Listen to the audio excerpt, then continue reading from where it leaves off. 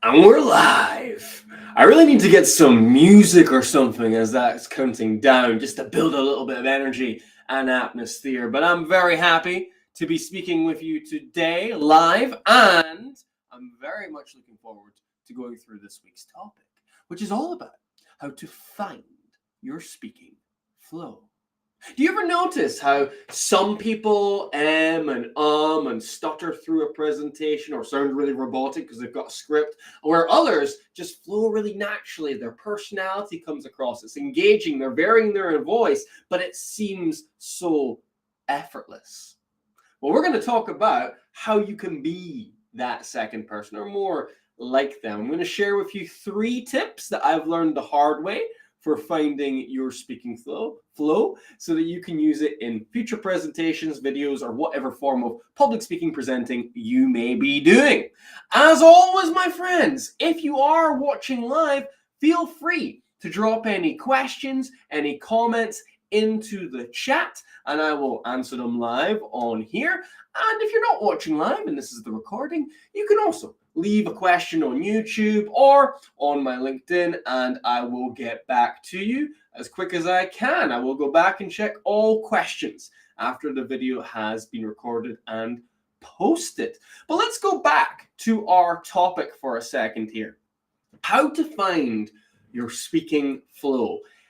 It's a difficult one. There's not usually many guides on how to do this, but I've distilled 3 lessons that I've learned from the 8 years that I've been public speaking and presenting. And hopefully this will fast track your progress, because it took me a wee while to figure out my speaking flow, to figure out my speaking style, to figure out really who I was on stage. And my first tip for you is a very important one. If you want to flow while you're delivering a presentation, do not use a script. No scripts.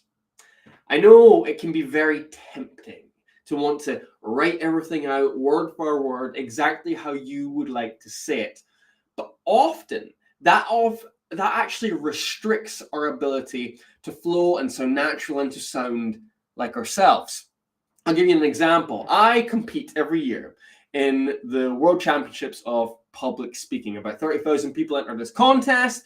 You have to deliver a 7-minute speech, and it has to be inspirational in nature of some kind. And so I've been doing this for like the last 7-8 years or so. And what I used to do to begin with was I would write out my entire 7-minute speech on a script, word for word, and then I would do everything possible to memorize that script, to almost have that script in my bones. I would just try and take in it all the words as much as I could.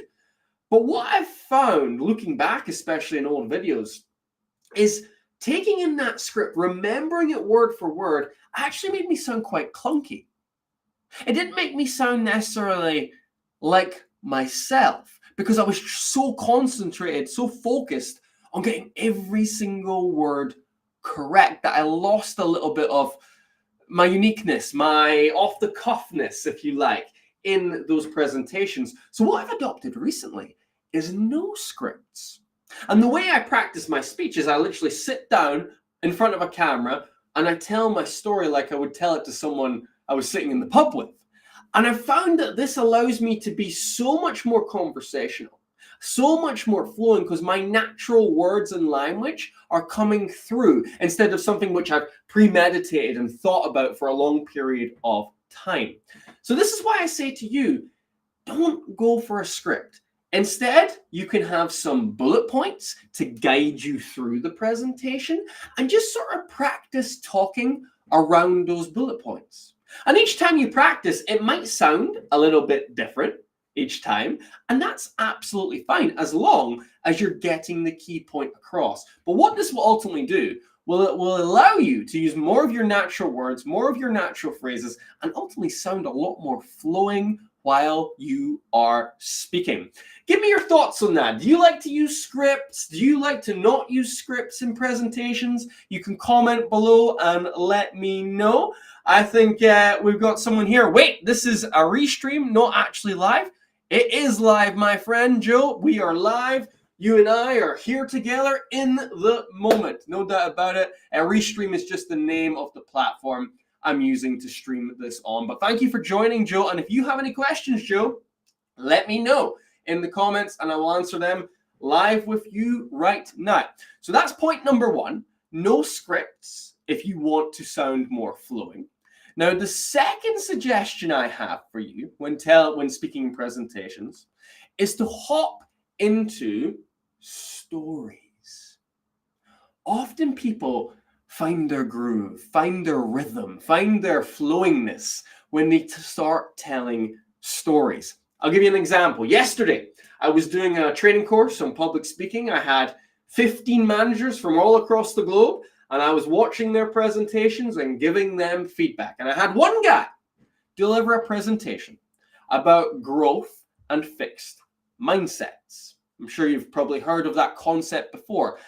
And for a lot of the presentation, he was going through the technicalities of what a growth mindset is, being willing to grow and learn, and what a fixed mindset is, not wanting to learn, accepting that you'll always be crap. He was talking through these things, but then he began telling a story about a time when he made a pizza.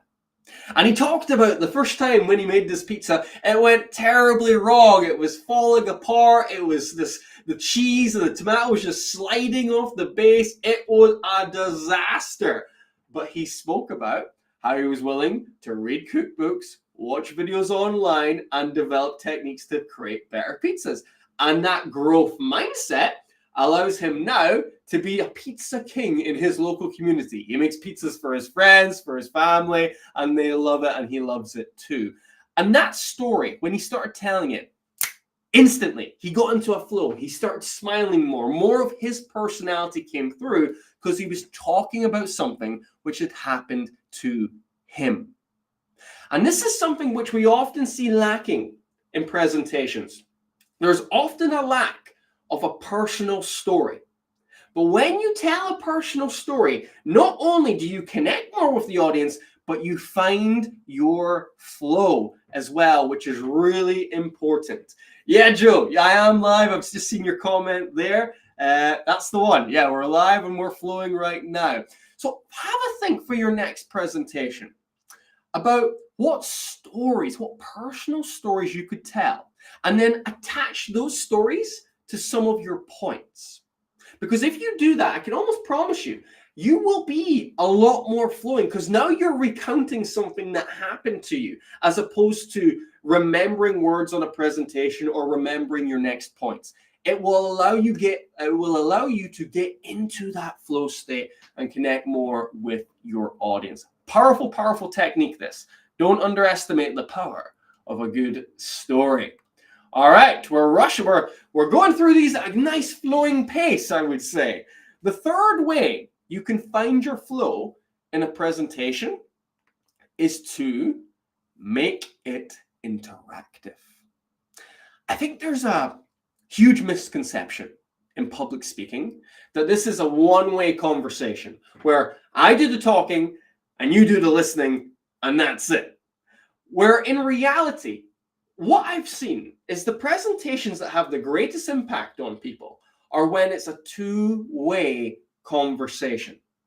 In other words, the audience are invited to take part in the presentation. And that can be done in many, many different ways. It can be as simple as just a little raise of hands, and that's how they get involved. It can be as simple as a little conversation with their partner beside them. Have a quick 2-minute discussion about this point. That can be good. It can be simply typing something into the chat, like I'm asking you to do today. If you're watching live and you've got questions, put them in the chat and I'll answer them. Or you can actually ask people direct questions, get them to answer, and even actually get people to come up on stage virtually or physically with you and deliver maybe a short presentation. Make it interactive. I love that quote by Benjamin Franklin that says, "Tell me and I'll forget. Teach me and I'll remember, but involve me and I'll learn." And that's a beautiful, beautiful thing. But not only will your audience learn more, but you will find more of a flow too, because it makes the presentation a conversation. And when we're in conversations, we are flowing. It is very natural. It is off the cuff. And that's the feeling that you'll create in your own presentation. And that will help you relax more and more of your personality, your words, your flowing nature to come through. It takes your mind out of that presentation, remember all my key points phase, into let's have a conversation so we can find solutions together. That's the power, the beauty of interacting with your audience.